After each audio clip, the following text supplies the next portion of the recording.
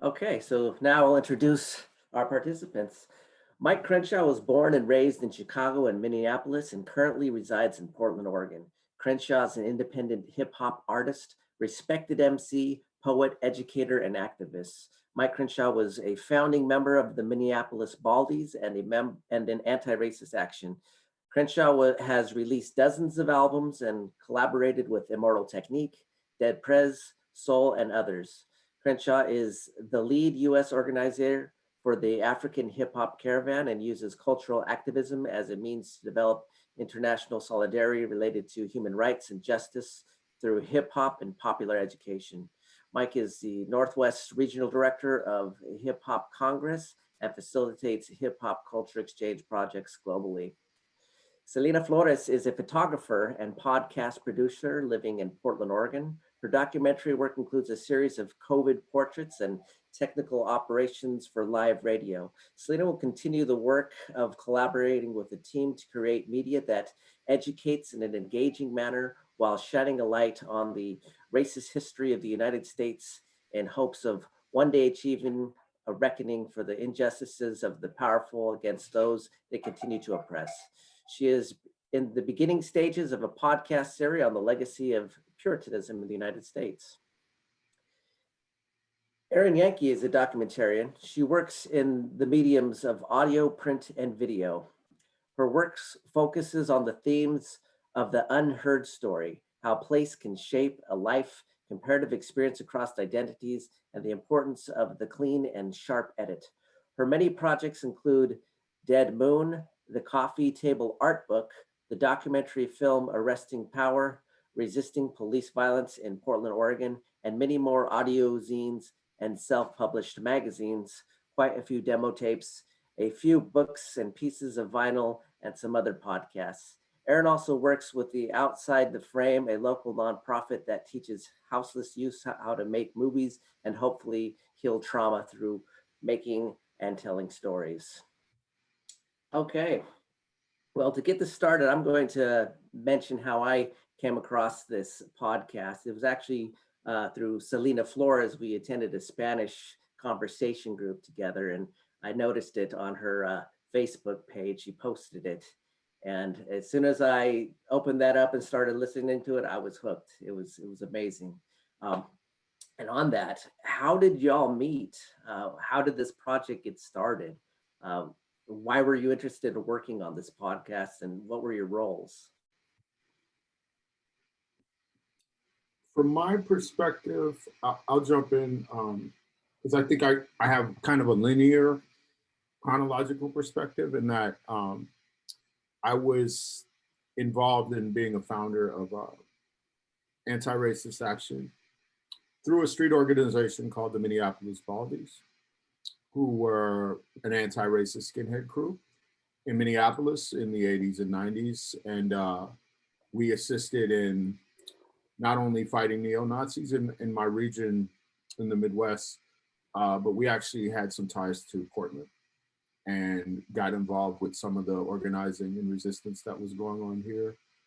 Since then, I've done a lot of different things, but in recent years, um, I was looking at trying to go back and interview some of the people that I fought Nazis with, primarily Black skinheads, for a project called Black Skinhead. Parallel to that experience, and over the years, I've been living in Portland since I moved here from Minneapolis. Eventually, I worked at KBOO, where I met Erin, who was a program director. And Erin and I have become friends through working at KBOO together and having some common interests. And when Erin knew what I was up to with the Black Skinhead stories that I was collecting through interviewing people I knew, um, Erin let me know that there was a bequest left uh, to do some journalism, radio journalism around resisting the religious right through a Marla Davis Fund. And so Erin helped facilitate getting some material resources to finance what ultimately became deeper than just a Black skinhead story. And that was the beginning of us working together. And Erin helped assemble a team. Um, Selena and I have also met through work at KBOO, and the rest is history. from our perspective. Thank you.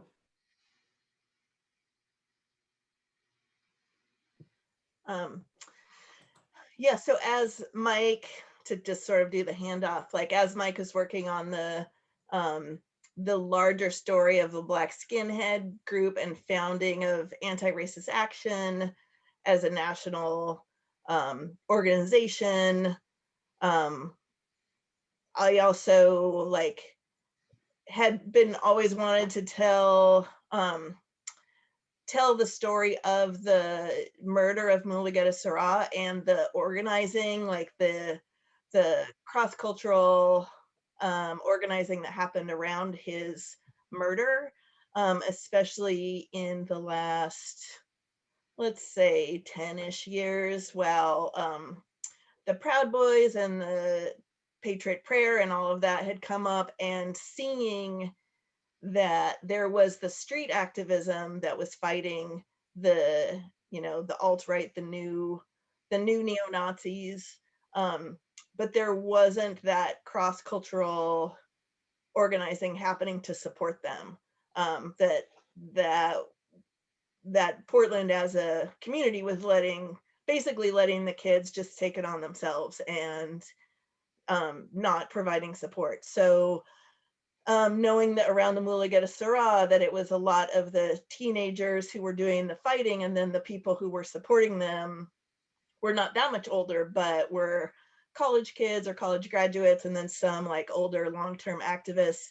And they really were out in the radical community to provide more support and just work, more mutual aid, more being there for each other. So seeing that this was a moment where it would be really healthy for us to have actually known our history, to then like learn the lessons, both, things that we could do that were similar, and also things that we can learn from mistakes or missteps from. So Mike got money to support the Black Skinhead book, and then I got some money from this fund to do a podcast project. So I am not, I was working a full-time job, and so I asked Selena if she could step into the project as a main producer, as well as Mike and I, to help like track down the people that we would interview and just kind of do the nagging follow-up stuff. And then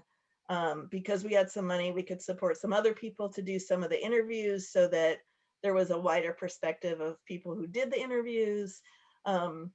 And probably, I'd say Mike and Selena and I ended up doing about 80% of the interviews, and then the other 20% were done by other specific people associated with KBOO. And Selena, if you want to talk about kind of that work that you were doing. The work of finding people? Yeah, I think just finding people, and then how you kind of fit in. I mean, this is where I sort of see, like, you stepped into that, and then your role just grew so much more as we're like, wait, Selena can do everything. Yeah. All right, let's do this. So, getting to pull in all of your talents. Well, so I had been a volunteer at KBOO, and had for a long time wanted to do some sort of podcast or interviewing or something like that. And Aaron had put out a call for people to do an interview, just one. And I was like, oh, I want to apply for that. So I did, and I got it. And then it kind of grew from there, where I ended up becoming kind of like a coordinator of interviews, where I was researching people. I found Abby Layton, who's mentioned in the podcast, and she really kind of like opened up the CHD for us. She really connected us with like Scott Nakagawa and Eric Ward and all those people. So yeah, I was more focused on the CHD aspect of the interviews for my part. All right, well, thanks. That kind of goes into this other question about how you did the research finding the interview subjects for this podcast. How did that occur?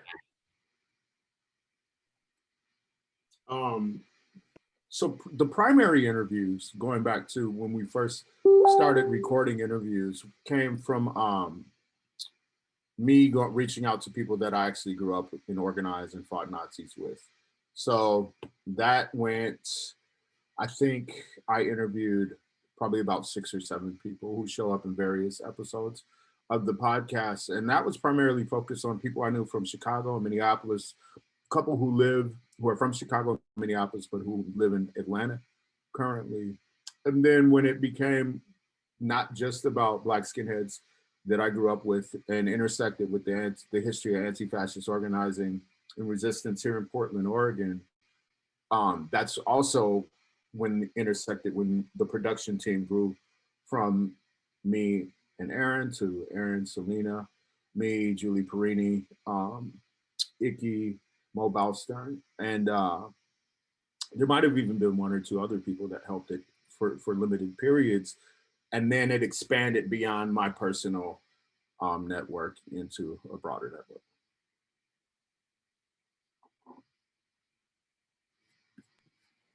And pretty much when we would approach people to do interviews, since I did more of the, Selena focused a lot on CHC, I focused a lot more on the ARA, SHARP folks.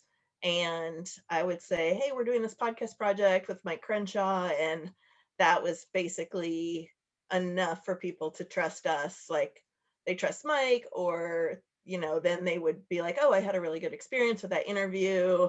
I'll tell my friends, they trust you. So it was a very word of mouth, organic way to get the SHARP ARA folks to be involved with the organizing. And really it was just a matter of finding them and scheduling people. People were mostly pretty into it. So it wasn't as hard to track them down as it was the CHD folks. I think that there's for the people who are more involved in the Skinheads Against Racial Prejudice and different anti-racist skinhead crews and that aspect of anti-racist action, a lot of those people got inspired by hearing the early episodes and actually started to reach out. And so some of that material is going to be bonus material that's currently in production. And for my part, finding Abby on Facebook, I just searched her on Facebook and she responded, and then we started communicating via email, and that's when she gave me a lot of people's email addresses.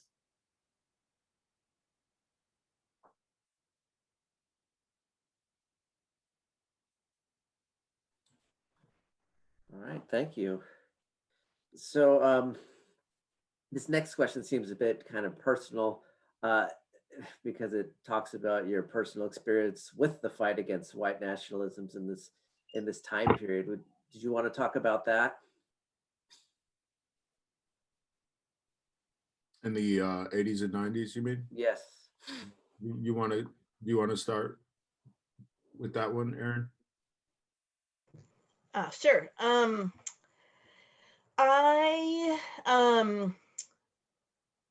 I lived in Northern California in the late 80s and was not exactly like involved in the punk scene, like going to shows, wasn't really an organizer yet, but was definitely a participant in trying to figure it out. And the 2 major places where there were punk shows, there were some in the small town that I lived in, but mostly we went to Sacramento to see shows, or the Bay Area, San Francisco, Berkeley. And both of those places had pretty bad Nazi skinhead problems. So in Sacramento, I was not ever really a fighter. There were some physical altercations, but it was definitely like, this is a problem. How do we get together to fight this? Like, this takes organizing, but I wasn't really living in these places and I was not quite yet like a fully active part of the scene. So it was definitely just something that we talked about a lot and thought about a lot. And then I had, in the midst of that, I had moved to a place where I was more involved and getting more politically active with groups of people. And in November of 1988 is when Mulugeta Seraw was murdered. And we did some just like protesting around that, but also then would go to the Bay Area. And then at a certain point, I heard about anti-racist action through the fanzine Maximum Rock and Roll, and then started to see it in action in the Bay Area, and was like, this is incredible, this is amazing, this is how we can win.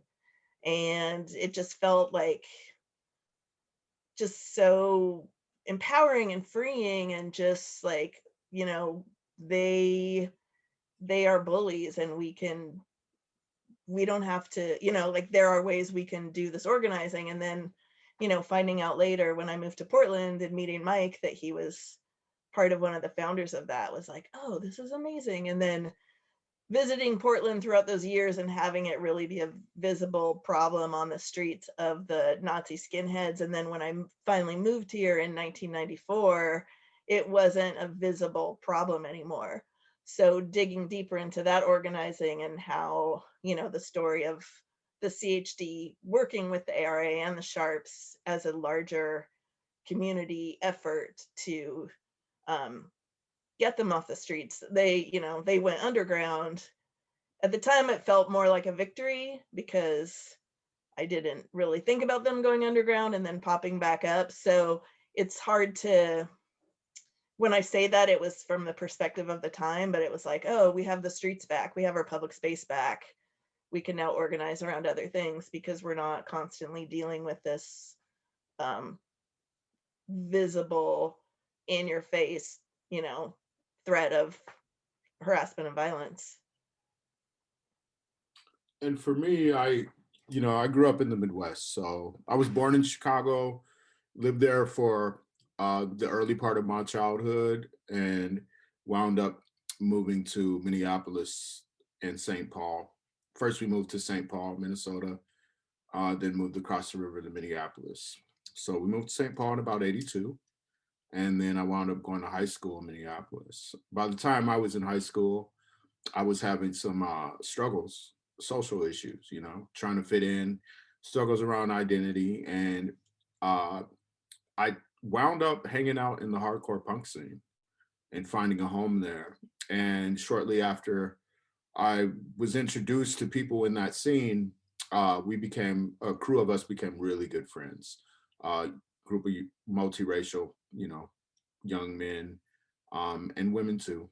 And we decided that we wanted to become skinheads. We took interest in that particular subcultural expression that was part of the broader punk and hardcore movement. When we became skinheads, we were becoming skinheads because a couple of older people we looked up to were skinheads. I personally had a very subjective interest in hanging out with people who were not using drugs and alcohol, that were part of the scene, because of some issues that I had already had with drugs and alcohol. And I was trying to be a sober teenager. And it turns out a handful of these guys were not doing drugs and alcohol. Shortly after we got together and started to learn about the skinhead subculture that had started in England, actually in the late 60s, I understood that part of what made the skinhead culture manifest was mixing between Black West Indian immigrant youth and working class white kids in England, and that the music they enjoyed was reggae, and the scene kind of changed and went deeper underground for a while. And then when it came back in the 70s and 80s, it was more closely aligned with punk rock. And that was when there was a split in the movement. And some of the white kids got militant and became racist in their militancy. And there's a lot of complex reasons for that. That history is a really fascinating history, but I have to go into it because as a Black kid in America that was struggling around issues of race and identity, I found a place in a movement that had a place for me in it from its inception. And when I established these relationships with my new friends, and we're hanging out, we're wearing the same clothes and listening to the same music, and there's a lot of camaraderie. Right around that time, neo-Nazi skinheads started to get a lot of publicity in Newsweek, Time Magazine, the talk shows, the news, sensational news talk shows, right?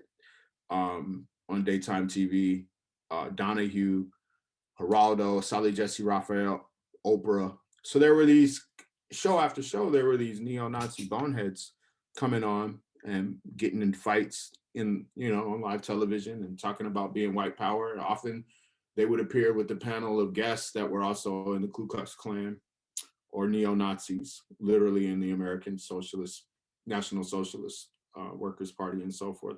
So me and my friends are watching that. And as we're watching it on TV, we're like, that's not the true roots of this culture. That's actually a shameful abomination. For me, even more personally, being a Black kid growing up in the United States, I'm identifying the threat of racial terror that is integral to the history of this country, from the Klan and lynching and so forth. So almost immediately after the explosion of daytime TV that sensationalized white power skinheads, there was a local Klansman who was part of the punk scene, who organized a gang called the White Knights. That was a neo-Nazi skinhead gang in Minneapolis. And my friends and I decided that we absolutely had to confront that gang, and we did.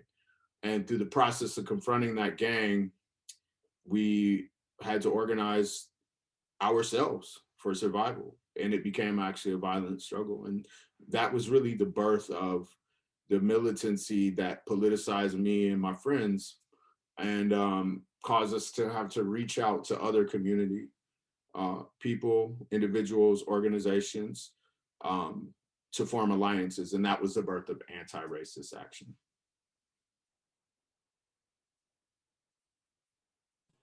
Thank you. Celine, did you have anything to add to that? Oh, well, I mean, I remember being a kid and seeing Donahue and Sally Jesse and all those shows where the Mike referenced that, where they were having all the white supremacists on, and just not really, like, knowing it was wrong, not really understanding. Yeah, I didn't come to this work till much later on. I'm about 10 years younger than Mike and Aaron, so yeah. All right, thank you. Before we get into the next questions, let's actually hear some clips from the podcast.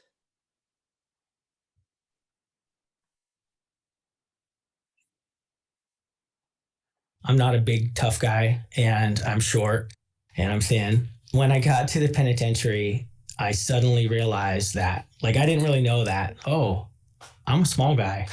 I was pretty intimidating. And there was about a week, I think, where people didn't know who I was, and it was pretty fine. People were friendly, and I was trying to get the hang of things. And then I think the first newspaper article about my conviction came out. People started learning who I was.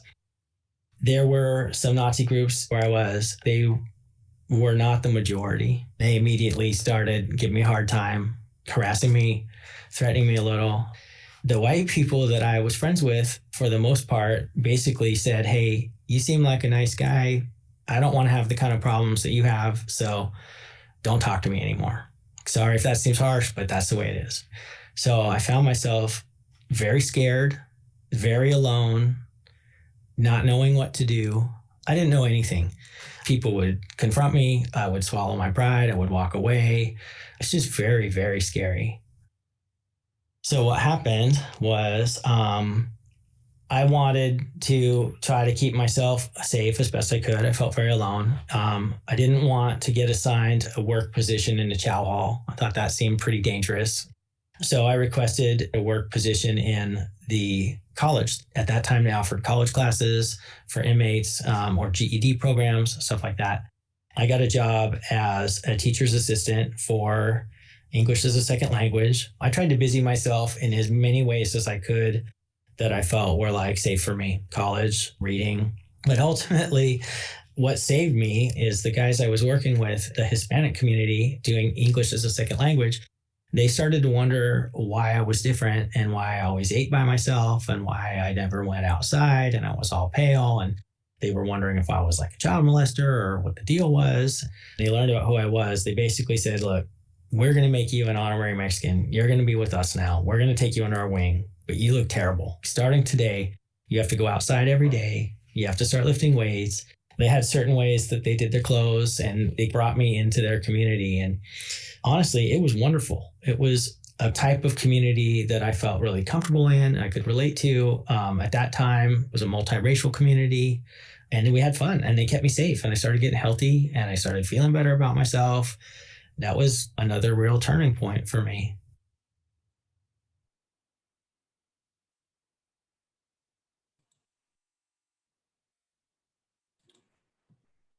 All right. That was a great clip. That was the one that I chose. And it's kind of a twofold reason. There was, a little selfish reason. Uh, One was it's rare that I hear things about Mexicans like in Oregon and stuff like that. Like we've been around, for quite some time in Oregon, and I'm just gonna share something in the chat if anybody ever wants to check it out. A little quick, the Oregon Encyclopedia about Hispanics in Oregon. So it's good to have that representation. So I mean that attracted me to that clip. The second part of it was it's like I've been in that guy's shoes. I grew up in the '90s. I experienced a lot of violence growing up with gangs, and eventually got myself into some trouble and wound up doing some time. And so I could relate to what he was saying, but from the other side of it, being a Mexican, being in an institution, and we used to have friends, and I mean, we called them the white minorities, and there would be like, kind of like people that didn't fit in with the other folks, because mostly because of racism. And, they'd come chill with us, so it kind of, made me think about that as well. And I'll hand it over to y'all.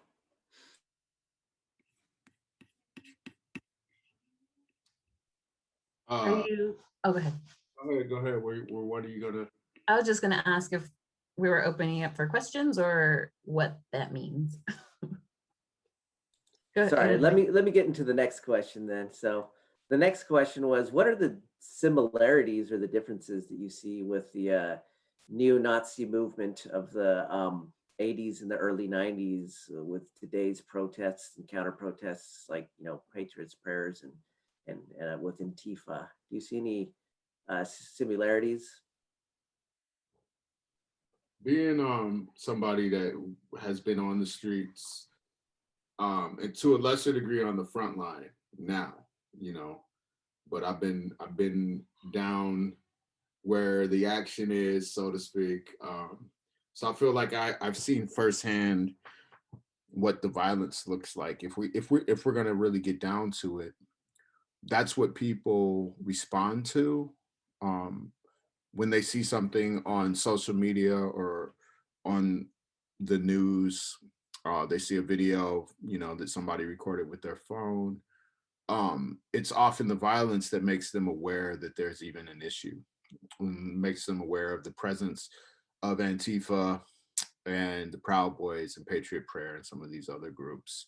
So when we started organizing and resisting and fighting against Nazis in the 80s and 90s, it wasn't as sensational in terms of the planned brawls where people would, like, now what you'll have is you'll have thousands of Trump supporters in recent months, right? They'll plan to come to Portland or other cities to agitate, literally to piss people off, to try to offend people, to try to start violence. And they'll come with shields and blunt force objects and guns and knives, and we've all seen it.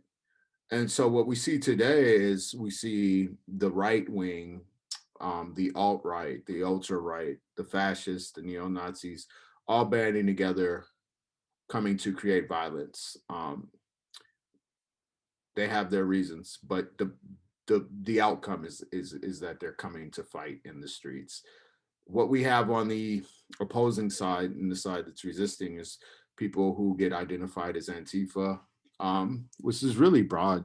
You know, anybody could be anti-fascist if you don't agree with the tenets of fascism, right?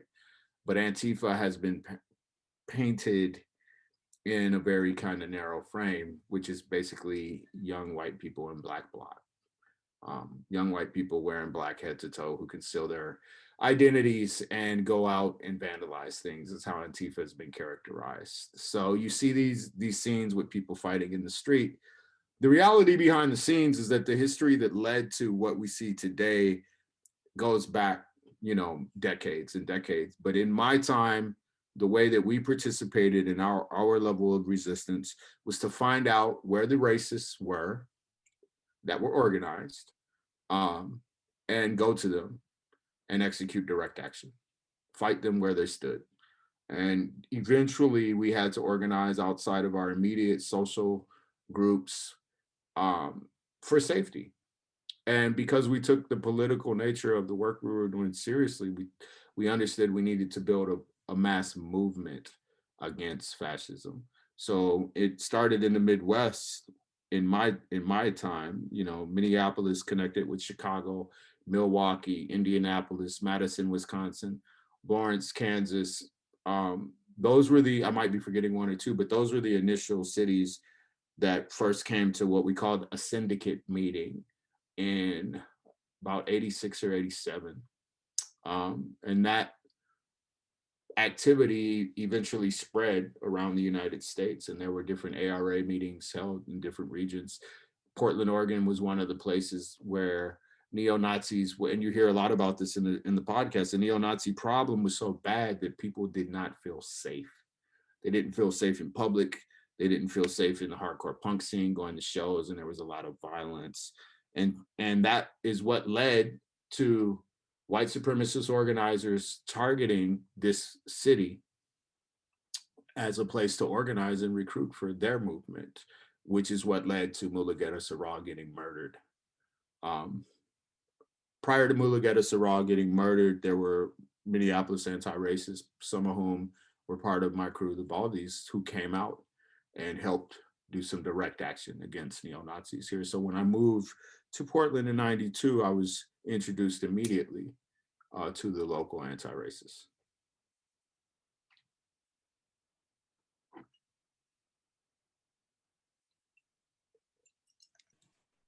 Thank you. Aaron or Sid, do you want to expand on that any? Yeah, I think Mike really got in so much detail there, but I do think that the progressive liberal Portlanders were really buying the idea that Antifa wasn't the broader anti-fascist, all of us, that it was these kids that they could like hand wring about the violence or breaking windows or something, when these were the people who were putting their bodies on the line for this city, for all of us, to make a physical stance against the new right, who are just here to bait us. And they, you know, they have some plan. They come here with some offensive idea, and we're on the defensive all of the time, the broader we, and aren't, you know, doing the like, what's the problem, you know, where Mike back in the day in his time is like, oh, the problem is them, we're going to go to them. There were no cameras then. There was not the surveillance state that we currently live in. And also the, you know, the surveillance state that we bring on ourselves with social media. So there are lots of things that are similar. There are lots of things that are different. But the main thing for me is that those of us with privilege, those of us with resources, I mean, those of us who are alive need to see ourselves as anti-fascist and need to see ourselves as Antifa, and then step up to be an active part of it instead of letting other people define what Antifa is and then separate that to divide and conquer. We all need to proudly be Antifa.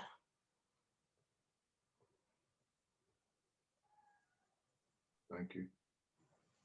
I think I'm hoping a lot of us have seen Judas and the Black Messiah.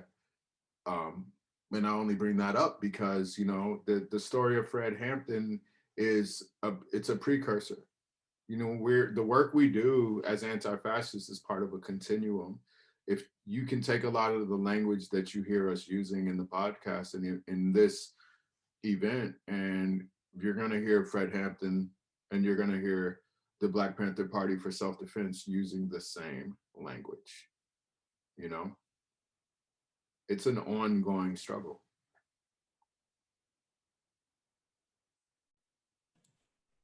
Thank you. With that, did you have something to add, Selena? Oh, well, the clip that I chose also speaks to kind of the differences. So I can let that go for that. Well, in that case, let's get into some clips.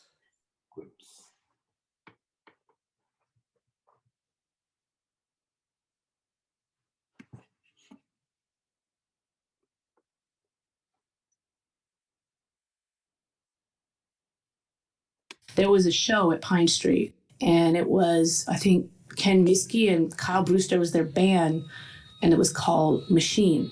I tried not to go to skinhead shows, but it turned out to be this massive skinhead crazy thing. And they were like singing their crappy music, and they were all rioting and shouting and stuff. And I remember being there, and I had Doc Martens, you know, the big thing to wear was Doc Martens. And I had a nice pair of Lady Docs that I'd bought. I was 16, I wasn't a big kid at all. And I remember them coming up to me, these girls, they were like in their probably 22 and like, why are you wearing white boots? Mind you, these are black leather boots. And I was like, they look black to me. But I remember sitting up on the stage because I was scared. I mean, there was a lot of them there and I was like trying to watch my back. But on the stage, there's the skinhead band. I remember trying to get out. They actually had to sneak me out of Pine Street because they'd kicked a bunch of skinheads out because they were fighting. They were outside chanting, kill the nigger. They're talking about me. They were talking about me. I was this little black girl, and that's what they were chanting, you know. So the bouncers got worried, and there was a group of people there that I knew, and they put a trench coat over me and snuck me out to this car. The guy's car wouldn't start. He got out. I think the driver, he was actually like Chinese or Asian. He went out. They didn't want him. I was in the back seat. I had two people on either side of me. There was skinhead bodies all over the car. They all had their straps. Their bodies were plastered onto the car. They got a bat. They were trying to hit the window, and the guy's car wouldn't start. They broke the windows. Seriously, everybody in that car got like punched or hit except for me. Finally, the car started, thank God, and we drove across Burnside back downtown. I mean, those people really saved my life. This is a week before they killed Mulugeta Sarau. Okay, so this stuff was already brewing.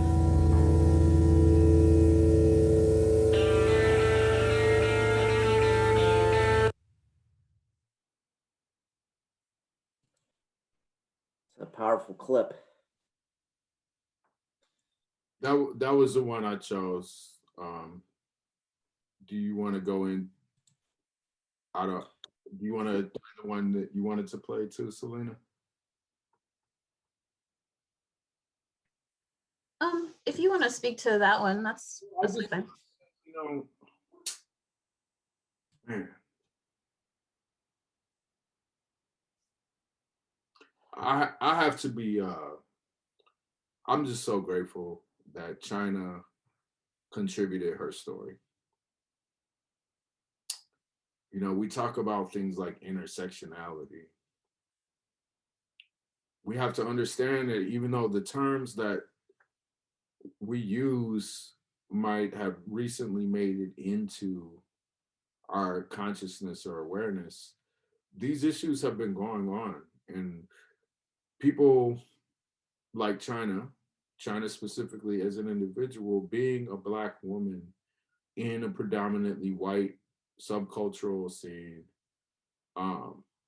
in one of the most racist cities in the United States, with a racial terror problem, is holding her ground as a young a young person and not even fully adult yet, and standing up for her right to exist against people whose ideological framework is based on her extermination. So it is what it is. You can hear that's a powerful person. And I'm just glad I know her. I'm glad she contributed. And, you know, there's a lot of academics doing a lot of work around these issues that use, you know, big words and whatnot, but they weren't there. And so to hear from her in her words what she survived is again, it's powerful. That's why I chose that clip.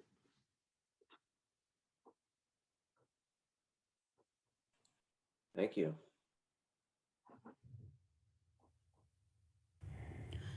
What do you see are the similarities between groups from the early 90s and groups now that are organizing on the right? Well, the groups that are organizing now are younger than, you know, the folks that picked up the ball in the 80s and 90s had been around for a while.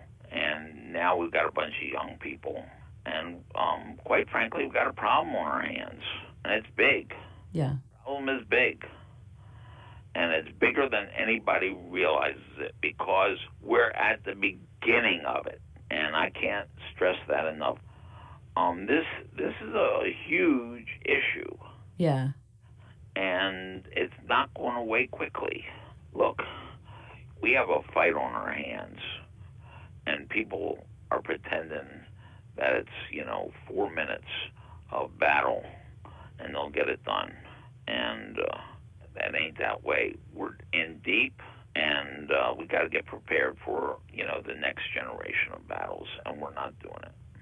What do you think it would take to be prepared? Smarter. So more intelligence gathering, that type of thing?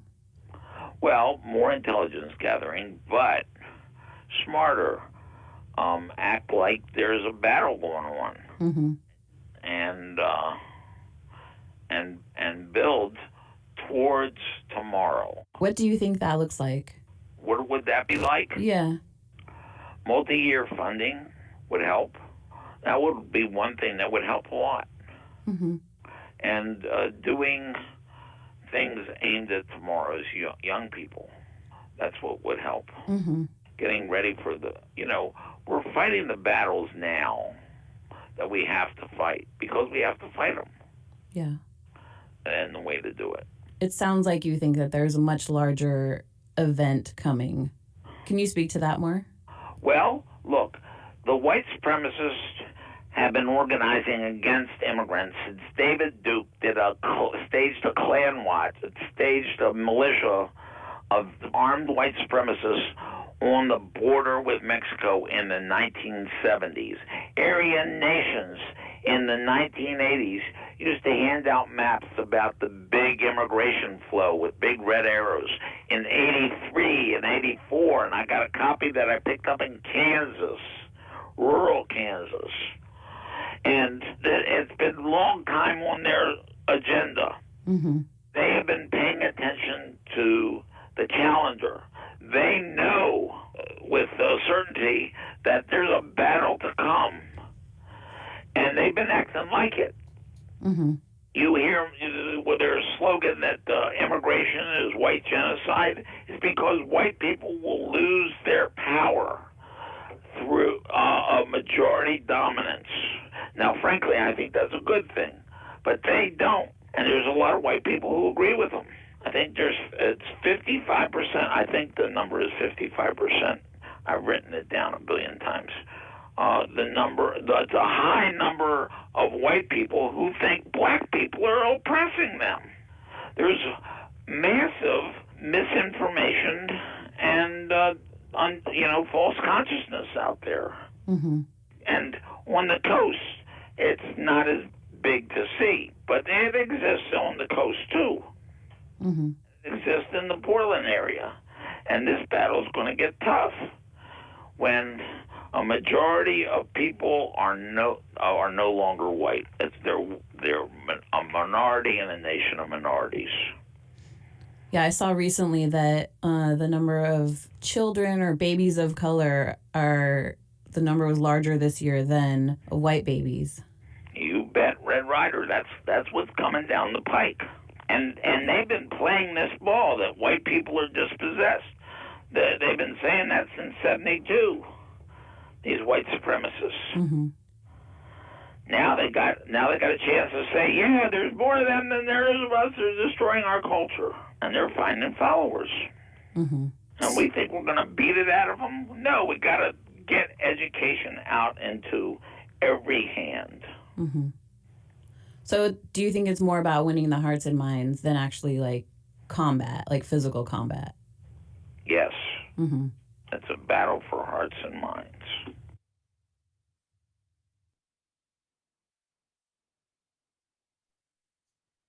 So this was a clip that I chose. It was actually not in the podcast proper. This is Leonard Zeskind. He's a Jewish man, a scholar, and he's been an organizer around fighting white nationalism for decades. And he was somebody that was referred to us by several of the people from the Coalition for Human Dignity.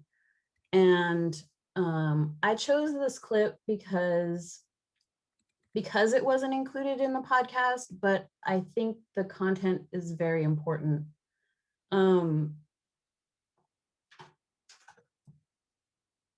It kind of haunted me, and I'm always looking for kind of what's next, what can I do, what can we do? And I think that what Leonard is speaking to here about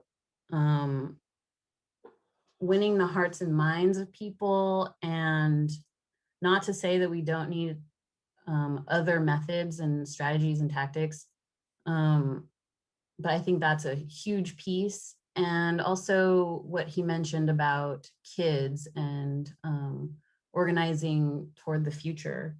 And I heard multiple people throughout the podcast mention education. And I just think that part is so important. And I wanted to emphasize that.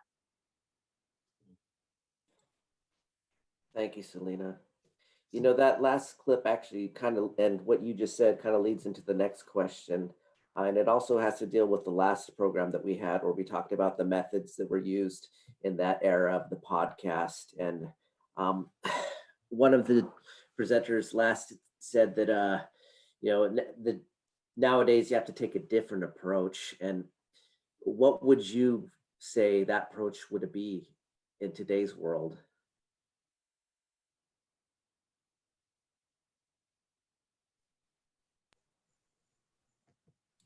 I think that Duskin said it all. What I would add, and Selena reinforces it, I too, since I was a boy, have been worried about the future based on what I understand about history and what I observe in the present.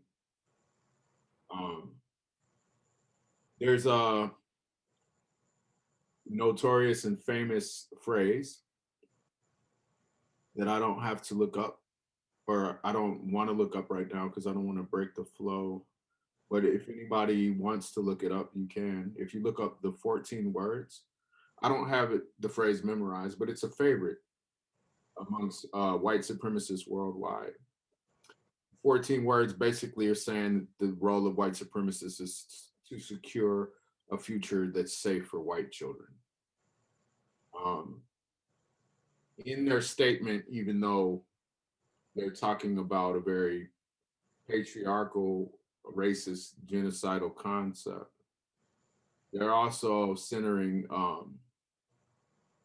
heteronormativity as a standard for sustaining the white race, which is really at the basis of white supremacy. When you talk to an educated, militant white supremacist, it's about numbers, it's about population, and it's about white people not wanting to be disenfranchised by their minority status and by being disproportionately violent to maintain their place of power.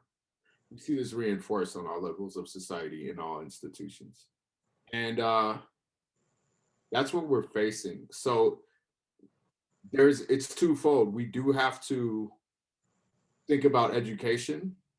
We do have to think about people who have been miseducated to identify with white entitlement as something that places them higher on the spectrum of biology and human hierarchy. We have to challenge all the ideas that are part of violent white supremacist world domination, which is so ingrained in the history of colonial, imperial, capitalist, extractive, patriarchal processes that have really defined the modern world that we live in. We have to be able to challenge that through consciousness and awareness raising and critical thinking and critical analysis. And at the same time,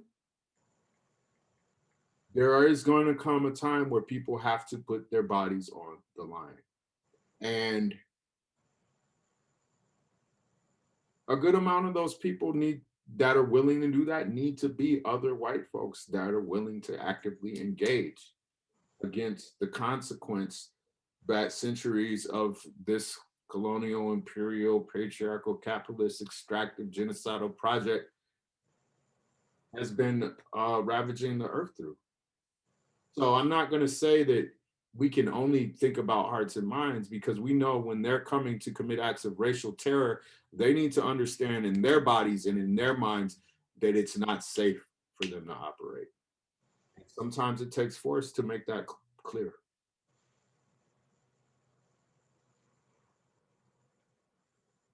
People talk a lot about a diversity of tactics, and I think that this is a crucial time for it. There needs to be all kinds of people doing this work, and white people need to be doing the work on ourselves to recognize the white supremacist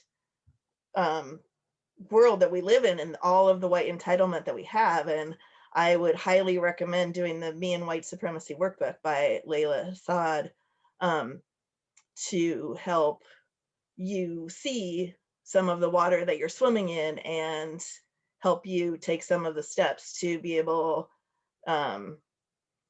to just notice your white entitlement and then do something about it. And it's some people are going to be way better at winning hearts and minds, and some people are going to be great with education, and some people are going to be really patient, and some people are going to just want to punch the fuck out of people. And we need every single person. And so, you will find your place if you just start looking. And there are a lot of us here to help you find your place, because we have to win. And it took us a long time to get here. And there is a lot of people who really just want to be comfortably white in their comfortably white worlds, and fuck them. Like, no, we should exist. Mike, like the fact that Mike has to worry about his and his family's safety, like, breaks my heart every day. So, like, fuck that. Let's, and so, this can happen all over for everybody, and it needs to. So, you have a place. So diversity of tactics, for real. Definitely. And I want to reiterate that in sharing that clip, I was not, yes, diversity of tactics for sure. Everybody is needed.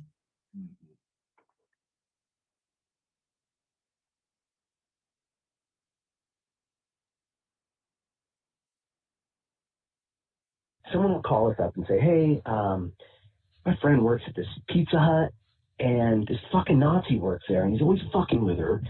And so we would go to the Pizza Hut, we would wait there, and when they get off work, we'd follow them home, and then follow them to another home, and then we'd stake that place out, and we would just start making connections. All of a sudden, we had this network. It was all scribbled out on a notepad that had like 20 different addresses on it with the major hitters on their side, all the Youth of Hitler guys, Aryan Front, American Front. We had all these people's names and addresses just from following people around because we were patient. Our Friday nights would be, okay, 4 of us get together and we go sit out in front of the house, drink a couple beers and talk shit and listen to music and, ooh, someone's coming, here they go. Okay, let's follow them to the next house. And then when they're going to try and meet up somewhere, we can dismantle their cars so they can't get there and make it really difficult for them to organize. This is Jason from Portland's chapter of Anti-Racist Action. The week before they were all supposed to go to Aryan Nations, we just grab a bunch of Jolly Ranchers and go from house to house to house, putting them in gas tanks so that they all had car trouble and they all had to pay a mechanic's bill so that they didn't have as much income to take off for the weekend. We were willing to do a lot of things that a lot of the other groups would not do, or they didn't want to risk the physical scenario, much less getting caught and then having to answer to the police. We are totally willing to do this, and we'll do it so that you don't have to. I'm a white male. I'm going to make myself a target.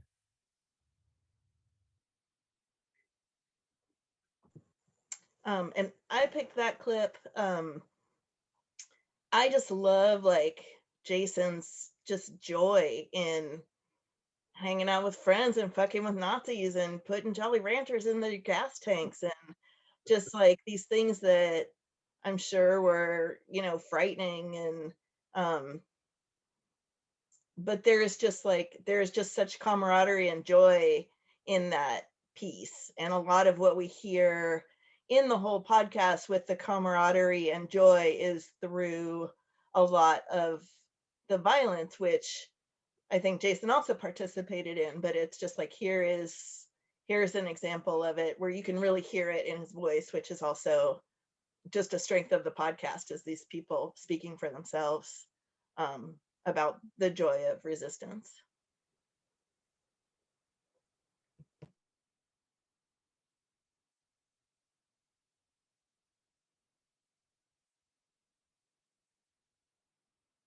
I received letters from my nephew Mulugeta Asrau, and from one of my brothers letting me know that they had graduated from high school and wanted to come to the U.S. to further their education.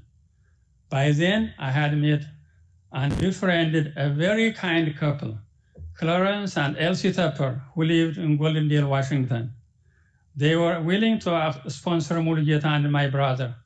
I sent Mulugeta and my brother I-20s, that's International College Acceptance Letters.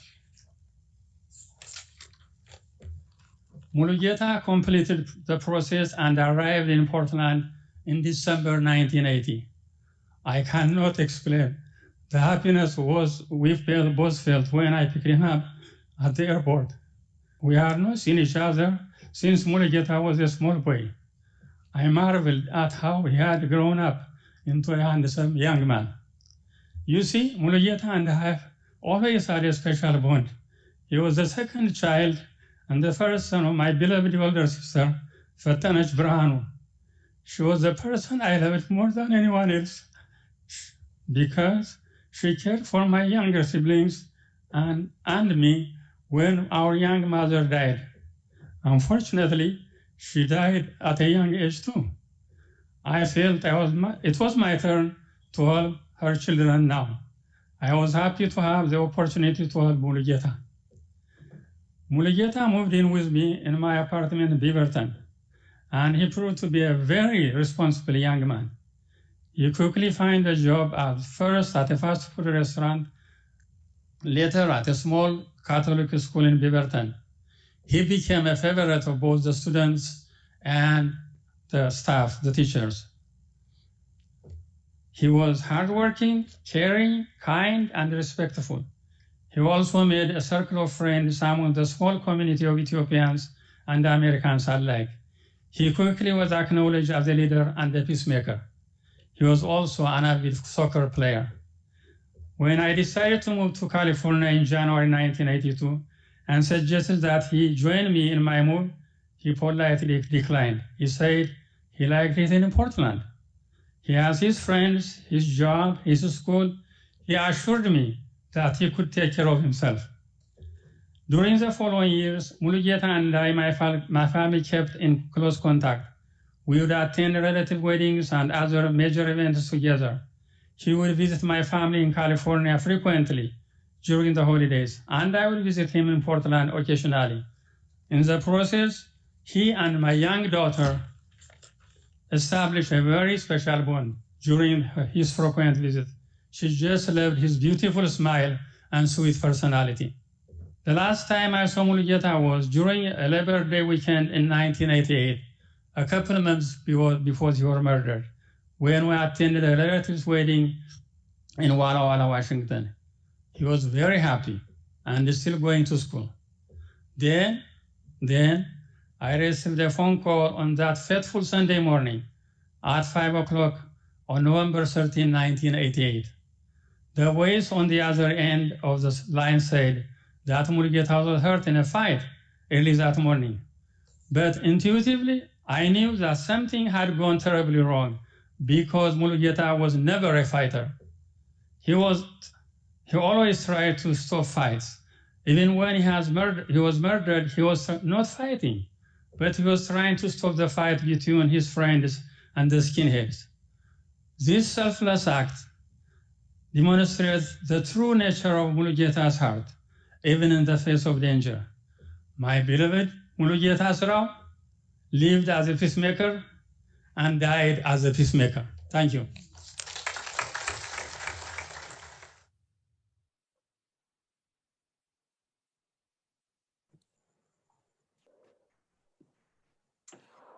And that was Engadda Berhanu,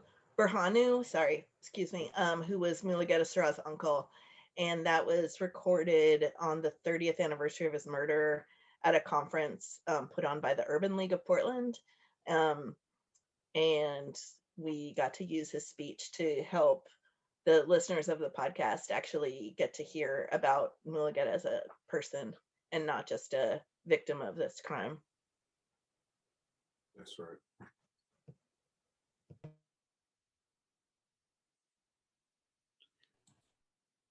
And that was another powerful clip. Yeah. Does anybody else want to weigh in? Selena or Mike? Something that occurred to me is that during the production of the podcast, there have been a few times at which we've had to acknowledge that Mulugeta is a human being, was a human being, and was not just a victim of a racist murder. When you listen to his uncle talk, if you're an empathic, sentient being, you're going to be moved. And that's what we're talking about. We're dealing with people who are also human, but for whatever reasons, based on programming, fear, conditioning, trauma, I don't know, it's not my job to figure that out. But what I do understand is that they don't recognize the humanity of other humans. The reason they're oriented towards white supremacy and racism and fascism is to protect their right to exist at the expense of everyone else. And that's the root of what we're dealing with. And that we have to acknowledge that, because I think there's a lot of debate around, well, free speech, and if you try to limit a person from speaking their point of view, aren't you just being fascist yourself? Sometimes liberals level that critique towards those of us who are anti-fascist and anti-racist. But we have to remember, and this is something that Marty said, one of the brothers that's interviewed in the podcast, he said, their freedom of speech denies us our right to exist.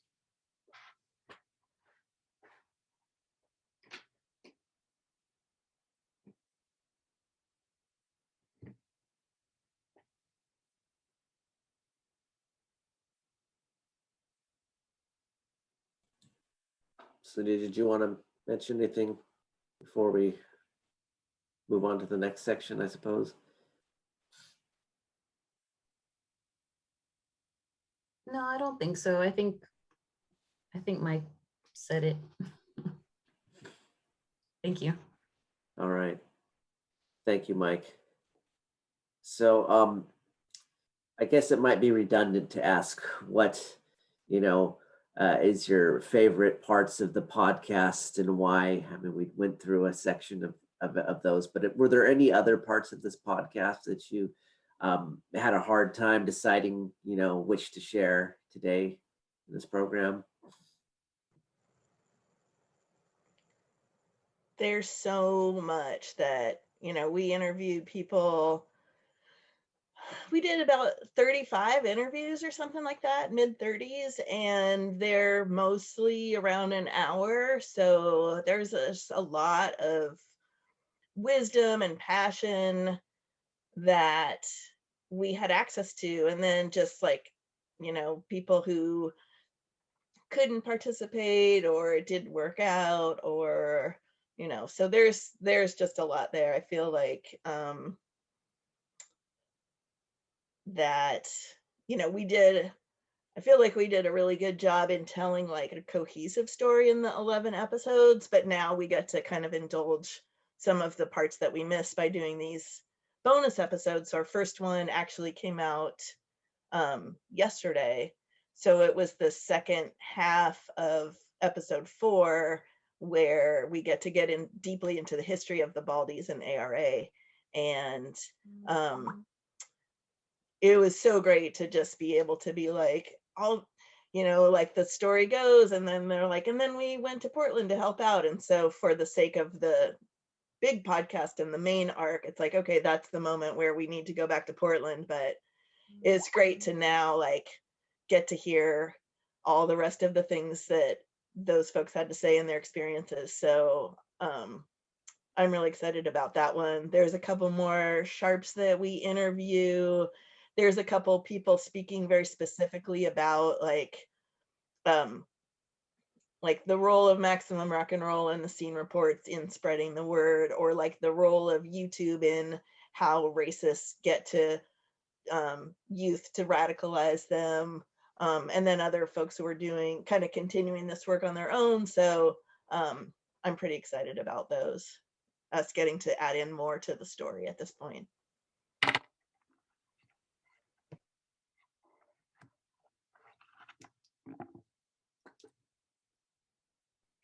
I just did the transcript for one of the bonus episodes, the bonus episode that Aaron was just mentioning.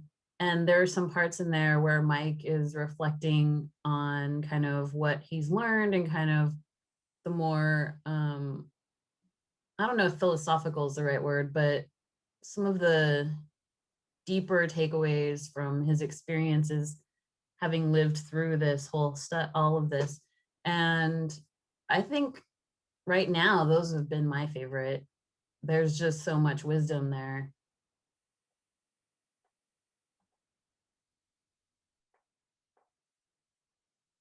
Yeah, I am often just blown away by there's a phrase, and I always fuck it up when I try to say it, but it's something like the result is greater than the sum of its whole, or something. Y'all know what I'm talking about? We're able to do something together that none of us could have done alone. And it's a real testament to the power of a community and lived history being recognized and respected, and a desire in the community to want to understand that the stories that are parts of people's lived experience can teach us it's just such a powerful resource in a world where we're so encouraged to seek external resources, to seek commodities and to buy things to make us, more whole. The fact that we have a living history that's, not part of the dominant narrative is I feel like it's an opportunity for us to pivot and to gain ground and to start to redirect, to continue in the process of redirecting things towards a more just world. Mm-hmm. And I would wanted to just bring back up like the whole of us is like Mike and Selena and I like produced it and did a lot of stuff kind of at the beginning and the end, but Mo Boustern and Icky A did help with the narration, which was so valuable and so crucial because we, you know, we're just so in it. And it's like, you know, Icky's like, we need narration. Like, what do you mean? It's all there. And then, you know, so we have this great mix like of people who were adjacent, and Icky grew up in the scene here and lived it. And so it was like, well, you know, when Mo was first talking to me about it, she's like, well, no one knows what Pioneer Square is outside of Portland. And it was like, oh, got it. Okay. Like, I see. There's so much that I take for granted in this story. And so they were really great at not being really as deep in it. And then of course they got as deep in it as we did. But yeah, it's super, super valuable. And Julie Perini is our visual assets coordinator, is the modern term, but she was really great at digging through archives and finding the images. And then folks would then reach out to us and like give us posters and pictures. And that also was just so cool to get to just see that stuff of like, people have just kept this because it's meaningful. And then we get to give it a more of a public platform. So yeah, we really had a great dream team of being part of putting this podcast together. Thank you. I just got one more question for y'all before we open it up to questions from the audience. What would you like listeners to take away from the podcast?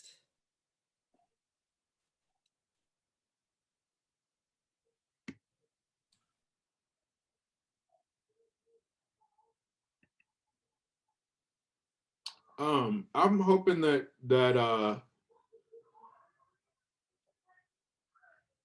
we find ways, that people find ways to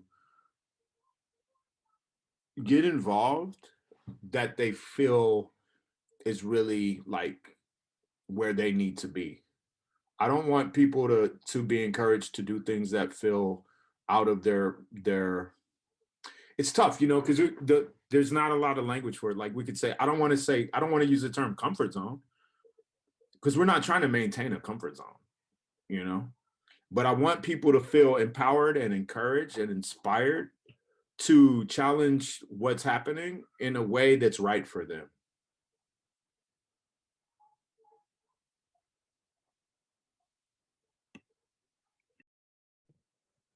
Totally. I think that's great. And I also think like there's, you know, a lot of people weren't here at the time. A lot of people were, you know, so it's just, I think it's really important to know the stories about where you live. So just to be able to like, you know, now because of the 30th anniversary commemoration all around the neighborhood where Mulugeta was murdered, there's actually memorial things on top of the street signs. So there's, you know, like a signal to people that they can like note it, and like if they don't know, like, oh, now they can find out, which I think is really awesome. And this was a hard story to find out about if you don't know the people. So one of the things I'm really excited about this podcast existing is like, now you don't actually have to know Mike or have to know these people and then know their history to be able to ask them questions. So I think that's, I guess, not really what I want people to take away from the content, but just from the whole podcast existing is like, this is one thing that happened in a wave of things that happened. So, you know, what was happening, you know, Enrique, you've got the Mexican Latino history in Oregon tab, you know, what was happening with the Native people here, in struggling for their rights, what, you know, there's the whole thing with Emmanuel Hospital, like check that out. You know, there's a lot of things that we can do to learn more about where we live and how the dominant culture, people in power, fuck over people who aren't in power. And if we know more about all of those struggles in the past, we can prevent harm from happening currently and help heal from harm that happened in the past. So it's up to us to know about this place that we live.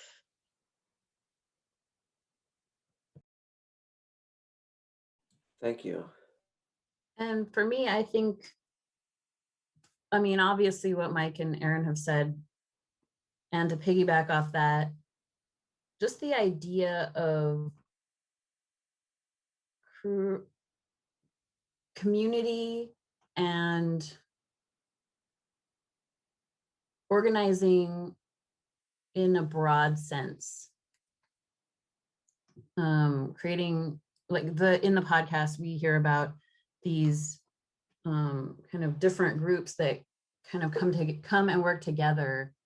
And I think that is so important and is applicable to today.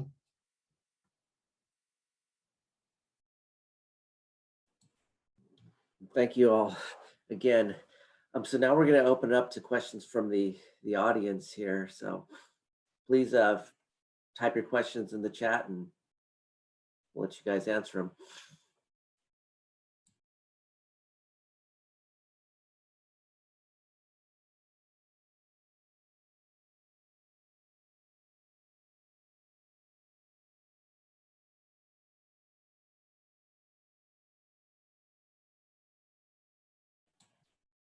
Don't everybody speak up at once.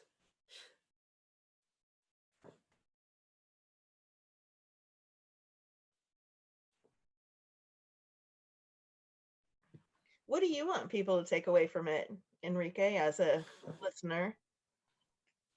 As a listener, well, I mean, it was a great story. I mean, and you guys said it yourselves pretty well.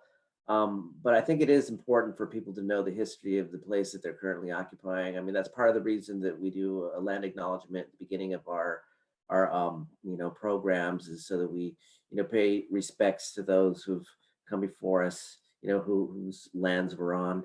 And then knowing the local history of the folks who live here. I mean, Portland's, Oregon in itself is not a very diverse part of the country. And it's getting to be, through the time and whatnot. And so there's a lot of history. There's personally growing up, I experienced a lot of xenophobia. I came up about the tail end of, when Nazism was big in Oregon. I didn't really see a lot of that. I remember there was some, here and there, but by that scene had died out by the time I was coming of age. But there was still a lot of like racism, structurally and stuff like that. So I think these sort of programs and these like these podcasts are important so that people can know. I mean, if you haven't experienced it yourself, you can, if you have empathy, you can feel through what's being expressed in these and hopefully learn from that. I see a lot of questions coming in now, so. I just wanted to address that first question that came up about how did ARA spread to different cities. In the beginning, us in Minneapolis started the organization, the network of anti-racist action. It stemmed from the Baldies, which was an anti-racist skinhead crew that were actively engaged in confronting and fighting against the White Knights, our opposition. The White Knights were organized by the Ku Klux Klan. While we were doing that work, we got wind, not only through commercial media, but through underground networks of communication like Maximum Rock and Roll, okay, that had scene reports where they would talk about different punk scenes in different cities. We got word that other cities were also facing Nazi problems. And so we reached out to the closest cities in our region. Me being from Chicago originally, I was going back and forth between Minneapolis and Chicago. And so I established relationships very intentionally with Black skinheads and anti-racist skinheads in a crew called Skinheads of Chicago.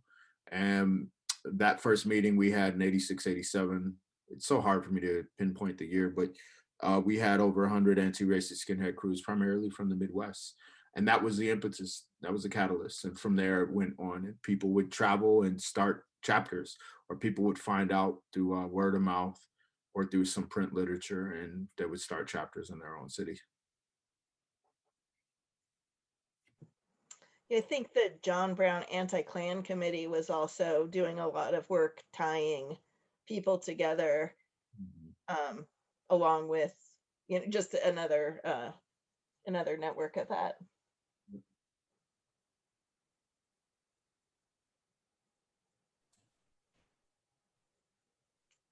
So we got another question from, and excuse me if I don't say your name correctly, Nakia Soljor. What has this work taught you about yourself? Any insights you've encountered as you engaged in these conversations? And then they express that this is a purposely broad question.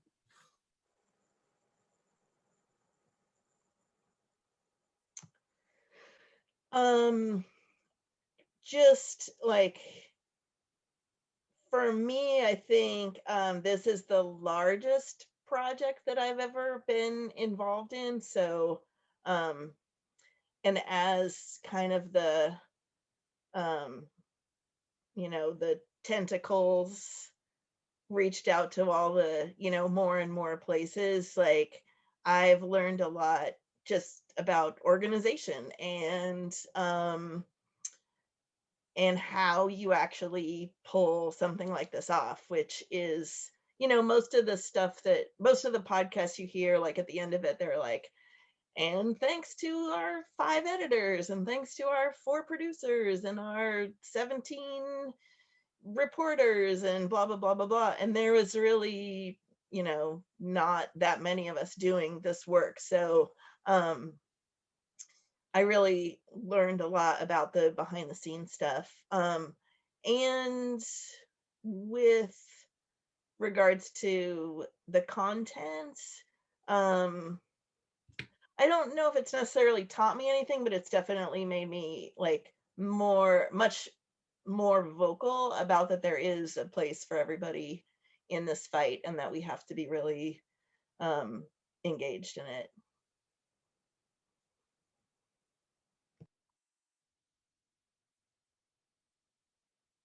Living this life has forced me to acknowledge that I have a lot of PTSD. There's aspects of that I wish I didn't have to face, because it's not like something that sits in a neatly arranged package that you pull out when you choose to. It's something that comes up when it decides to come up. But that the light side, that's the shadow side, I think, internally, you know. The light side of that education is that I became situationally aware. And that leads into the concern about, you know, how do you feel? How safe do you feel?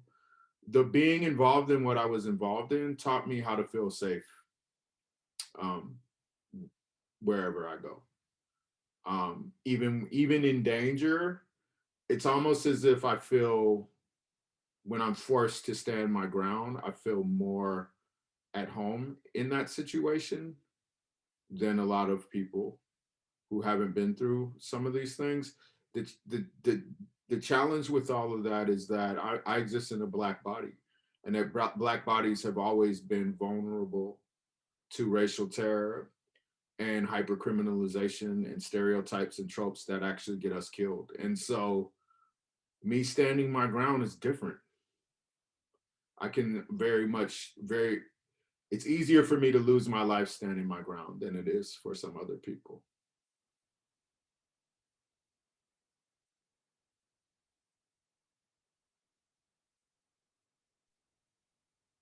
For me, it taught me that I love this work. I hadn't ever done anything like this before that was so collaborative and also so engaging with other people. well, I guess that's not entirely true because I take photos of people, but in a different way. And just the synergy of all the elements coming together to create something, as Mike said, greater than the sum of its parts. And yeah, if this could be like a career going forward, that would be amazing. I love this. And one thing that some of the insights I've gained are just kind of like the piece about finding my place in this struggle or battle. Because I've questioned that a lot. I feel like I'm a little closer to having that insight into myself. Thanks for that question, Nikia. Yeah. And again, a big thanks to all of you for the podcast, for all the work that you put together. It was a wonderful project, and I'm honored to be able to present this to the public, through the library. And now I have to go into my library things, right? So, folks, I'm going to be in the chat putting a survey for the event. We ask that you, if you can take time to fill that out, it'll really help us know what kind of events that we'll have in the future, so we can, continue to have events like this one. Now So here's with that. Oh, go Any ahead. words? I was gonna say we're scheduled for 6 to 8, but Oh. the half an hour. So are we ending now, or are we going till 8? Well, we can go as long as you want, but I maybe I'm just confused. Sorry. No worries. I have a schedule till 8 too, and I did see that there's another question in the chat from Sonia. I can read that. How's learning about this history impacted how safe you feel in Portland? And Mike, you kind of talked about that. Do you want to expand on that at all? Well, there's thanks, Selena, and thanks for the question, Sonia. Safety is such a moving target, right?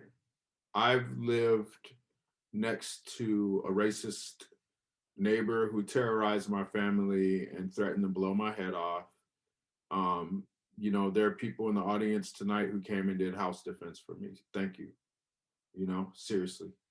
People who sat in their cars, drank coffee. Because this man had been shooting his gun inside of his house and threatening to blow my head off. At the time, I had my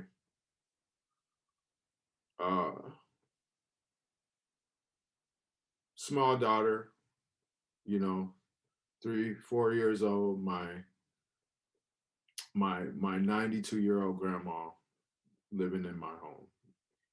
And I didn't want to call the police, right? Because for a lot of reasons. But I understood that something had to be done. So some neighbors overheard this man threaten to blow my head off, and they called the police. So one night I went out and talked to the police as they were in front of the house taking notes. And I said, hey, this man has threatened to shoot me. He's fired his gun off in my home. My family heard the shot. The neighbors heard the shot. They said, yeah, we know. We heard all about it. The guy who called us told him. So it turns out this man has a history of mental health issues and is racist and has guns. All of this. And all I wanted to know was what am I within my rights to do to protect myself? At the time, I had a felony status that would prevent me from legally owning a firearm. So I didn't want to tell the police that, but I wanted to know whether he was legally within his rights to shoot a firearm after threatening it in my life. The police told me, they said, well, you cannot do anything unless he comes onto your property. At which point I look at him, I said, well, if he comes onto my property, it's too late. So I'm not, safety is a matter of perspective, but because of the life I've lived, I've never felt safe, so to speak. What I do feel like is I feel like I'm aware of the level of danger that people like me face. And I'm in community with people who've also had to confront that level of danger. It's just part of existing in this society. So safety will be uh, a measure of situational awareness and preparedness at all times.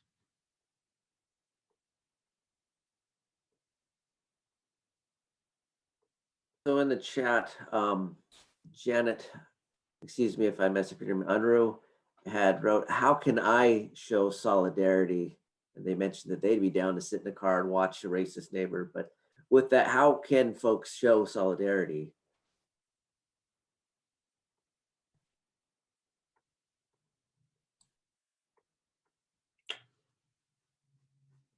I just want to make sure that I'm not taking up too much airtime, but there's something happening tonight at the Justice Center, and I understand that some of us don't feel comfortable going down to be in the midst of confrontation for so many reasons, right?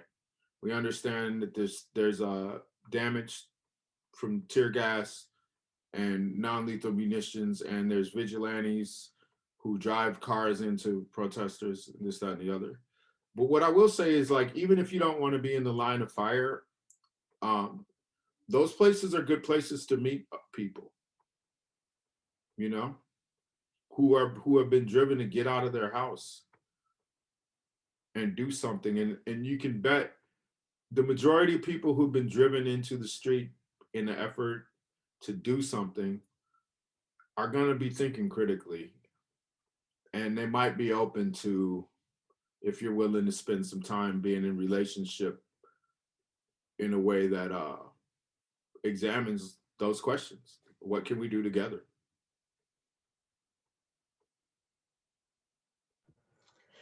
I can't remember what local group has a calendar of all of the there's still protests every day, like at the Joan of Arc statue on Chavez and Gleason, I think, 3:00. So every day people show up there with signs. There's people on the corner of 15th and Broadway, I think. There's some, every once in a while, I'll see people on like Knott and 33rd, and they're just like holding signs that people can honk at. If someone can remember what that events calendar is and put it in the chat, and I'll try to remember it too, but that is a place to, like Mike said, like it's another place to actually meet people who are also interested in showing solidarity. And yeah, it's, there's a bunch of anniversaries of police murders coming up, and there will be a bunch more people on the streets. Yes, pdxblmevents.com. Thank you. Thank you, all the 4 people who just looked that up for me. So again, it's a real chance for us to meet people that we don't know and create community.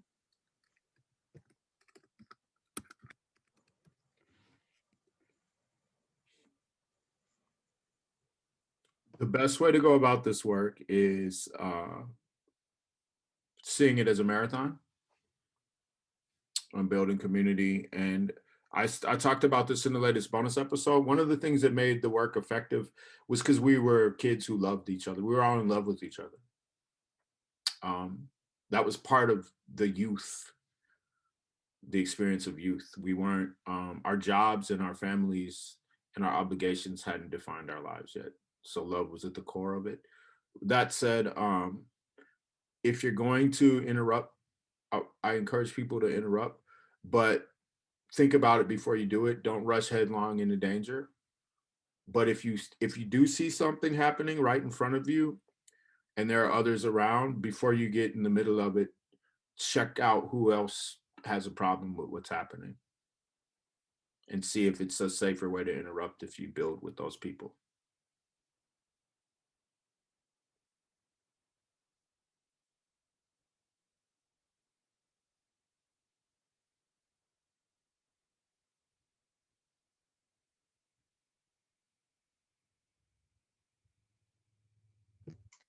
Janet just mentioned an app, and one of the things that Devin, who was one of the people that we interviewed from, I can't remember his organization, but this app is called Trepper, Trepper, the anti-bigotry app, and it's a way to report hate crimes and anyway, check it out. Respond to, there's a, local groups, so you can find anti-bigotry groups, signs and symbols of bigotry, so you can check that out. Security, so how to be safe while you're doing this work. And oh yeah, it's put together by the Institute for Research and Education on Human Rights. And Leonard Zeskind, who we just heard from, thanks Selena for putting this in the chat, heads up that organization.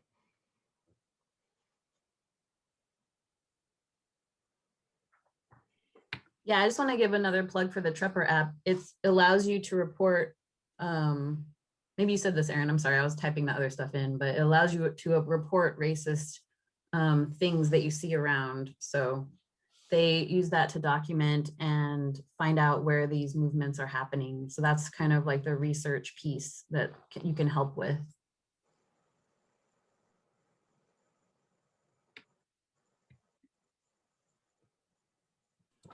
All right, are there any more questions out there? Study history. None of this stuff is new. Having perspective that can inform critical thinking and analysis is helpful. Train your body, train your mind, and train with others. Train can be broad. Firearms, martial art, cardio, whatever, but be ready. And then get together with people that you love and figure out how to do things together. Thank you all.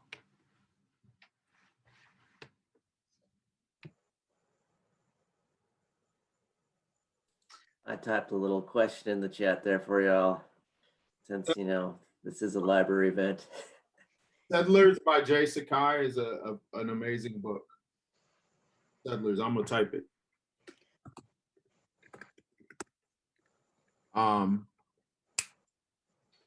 What's that? Cast by is it Wilkerson? Celine, what's her first name? Isabel. Isabel Wilkerson. Yeah, highly recommend that book. What was the title to that? Cast. Cast. The Origins of Our Discontents.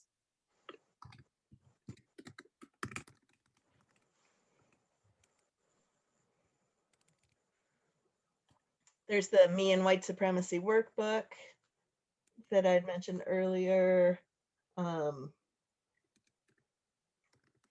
there's, let me.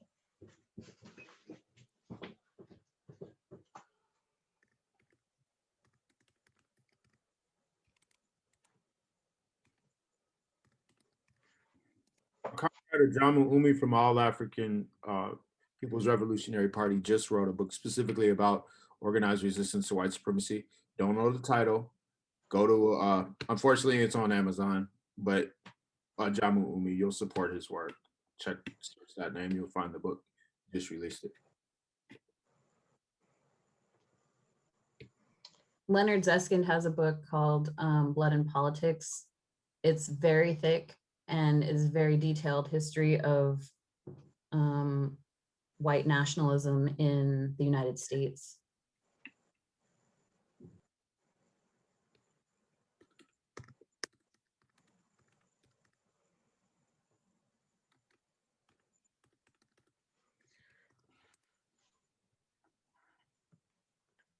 Ajamu's book is called A Guide for Organizing Defense Against White Supremacist, Patriarchal, and Fascist Violence. Thank you, Aaron. And here goes the link in the chat.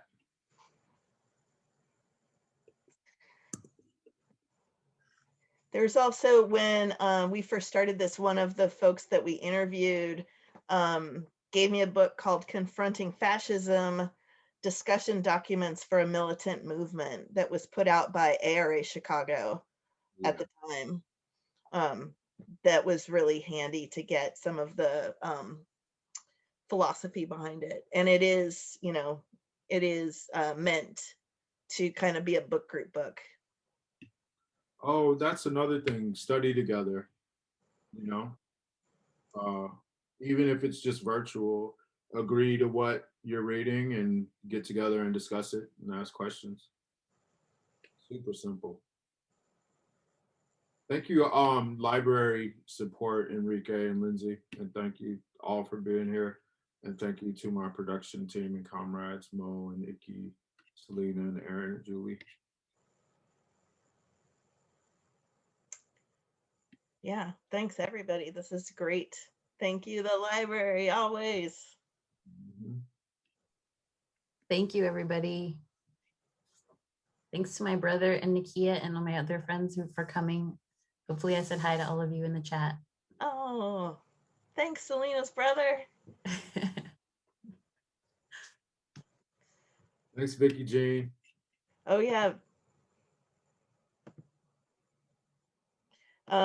And someone just put, can we save the chat? So, and then great, I will send the resources out afterwards. Excellent. So don't worry about it. And hopefully, I don't know when we'll have a new bonus episode, but there's one to listen to right now. So, yeah, enjoy it. Spread the word. Thanks. All right. Well, thank you all again. Sorry for jumping the gun a little earlier there. I get my times confused, and I've had a bad case of the snivels lately, so my brain is medicated with Dayquil.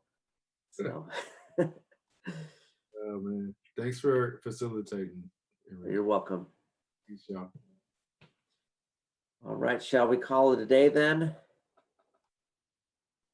All right, so again, that I'll send that link out in the chat for y'all. Thank you, Selena. And if you would fill out the survey, we would be very grateful. It's how we get our programs out there. Thank you.